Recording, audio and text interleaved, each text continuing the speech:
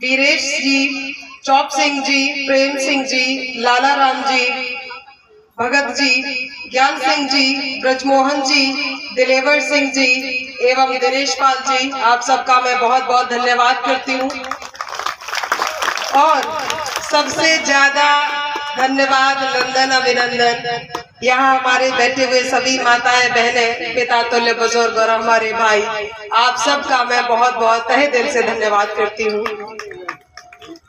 आज आपके गांव में इस पंडाल के माध्यम से मैं कहना चाहूंगी कि बड़ी खुशी होती है जब मंच पे मैं अपनी किसी बहन को, जो कथावाचक है, जब बहन को बैठी देखती हूँ तो मुझे बहुत खुशी होती है कि हमारी बहनें, बेटियां इसी तरह से अपने पैरों पे खड़ी होकर और इस तरह से इतनी सुंदर जो कथा अभी कह रही थी, मैं सुन रही थी, बड़ी ही मधुर वाणी है आपकी, भगवान ने बड़ी सुंदर आवाज दी है आपको।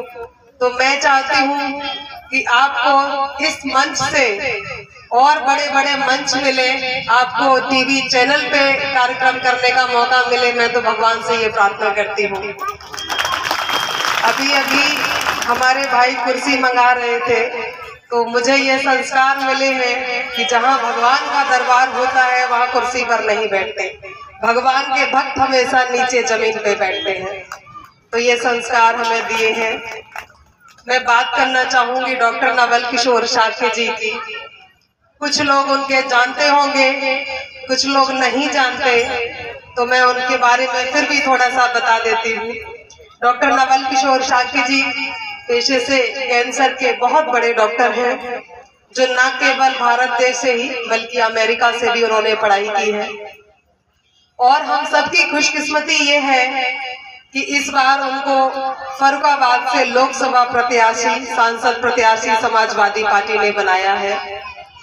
और जिस तरह से उन्होंने लगातार 15 सालों में 18 से 20 घंटे काम करके एक डॉक्टर के रूप में सेवा की है, साथ ही साथ उन्होंने समाज सेवा भी की है।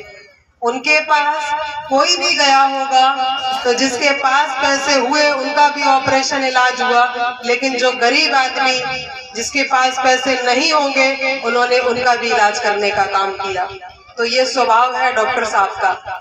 और चूंकि वो रहने को तो विदेशों में भी रह सकते थे, अपनी अलग जिंदगी जी सकते थे, लेकिन जिस संघर्षों से उन्होंने पढ़ाई की, एक गरीब किसान का बेटा बहुत मुश्किलों से पढ़ पाता है। और जब सपना वो बड़ा देखता है एक बड़े डॉक्टर बनने का, तो आप सब जानते हैं कि फीस कितनी लगती है। और किसी भी गरीब परिवार, किसान भाई हमारे अपने बच्चों की इतनी लाखों की फीस नहीं दे पाते कि उनको पढ़ा पाए, लेकिन डॉक्टर साहब ने इतना संघर्ष किया गांव में रह के कि 5-5 रुपए बचाने के लिए वो 10-10 किलोमीटर पैदल चले गए। और शायद कई बार ऐसा होता था कि दिन में उनको एक ही बार खाना मिल पाता था। तो बहुत ही संघर्षों से उन्होंने पढ़ाई की और आज वो जब डॉक्टर बने तो अपने ही गांव में, अपने ही समाज में उन्होंने कायमगंज में अस्पताल बनाया हुआ है, एक उनका अस्पताल लखनऊ में भी है। और दोनों ही जगह वो लगातार 18 से 20 घंटे काम करके लोगों को देखने का काम करते हैं, वहाँ मरीज देखते हैं। तो जो सपना अपने लिए देखा था वो तो पूरा कर लिया है, लेकिन जो सपना हमने अपने सभी पिछड़े दलित समाज के और सर्व समाज के उन बच्चों के लिए देख रखा है जो अच्छे पढ़ने में है, पढ़ना चाहते हैं, लेकिन कहीं ना कहीं उनके माँ बाप इतने सक्षम नहीं है कि बड़ी बड़ी डिग्रियों के लिए या बड़े बड़े कोर्स के लिए वो फीस दे पाए। तो डॉक्टर साहब, और मैं खास तौर पे बात करती हूँ बेटियों की, क्योंकि मैं हमेशा बेटियों को आगे बढ़ाने की बात करती हूँ। तो बहुत सारी ऐसी बेटियां हैं, बहुत सारे ऐसे भाई हैं जो डीएम एसडीएम की पढ़ाई कर रहे हैं, डॉक्टर इंजीनियरिंग की पढ़ाई कर रहे हैं, और उनके माँ बाप कहीं ना कहीं इतने सक्षम नहीं है कि उनकी फीस दे पाए।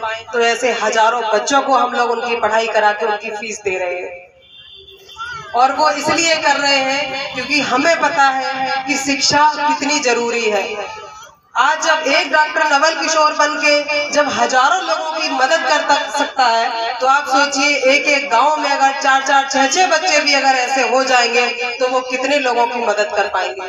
तो हमारा सपना बस यही है कि हर समाज को आगे बढ़ाने के लिए जो सबसे जरूरी चीज होती है वो शिक्षा होती है, और हम लोग हमेशा सबसे पहले शिक्षा की बात करते हैं। तो हम चाहते हैं कि आप लोगों की बच्चों की अच्छी पढ़ाई हो, अच्छी शिक्षा व्यवस्था हो, जो भाई हमारे पढ़ चुके हैं, बहनें हमारी पढ़ चुकी हैं, उनकी अच्छी रोजगार की व्यवस्था हो, सरकारी नौकरियां उनको मिले, और हमारे जो किसान भाई हैं जो दिन रात मेहनत करके अपनी खेती में लगाते हैं, अपना समय देते हैं, इतनी महंगाई है कि बेचारे उनको भी उतना फायदा दाम नहीं मिल पाता जो उनकी मेहनत का मिलना चाहिए। तो हमें लगता है कि इन सब मुद्दों के लिए, इन सब जरूरतों के लिए हमें एक ऐसा भाई चाहिए, ऐसा बेटा चाहिए, ऐसा नेता चाहिए जो एक पढ़ा लिखा हो, जिसको दुख दर्द तकलीफें पता हो, और जो हमारे समाज के लिए काम कर सकता हो।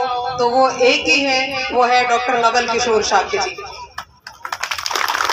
तो मैं आप लोगों से ये अपील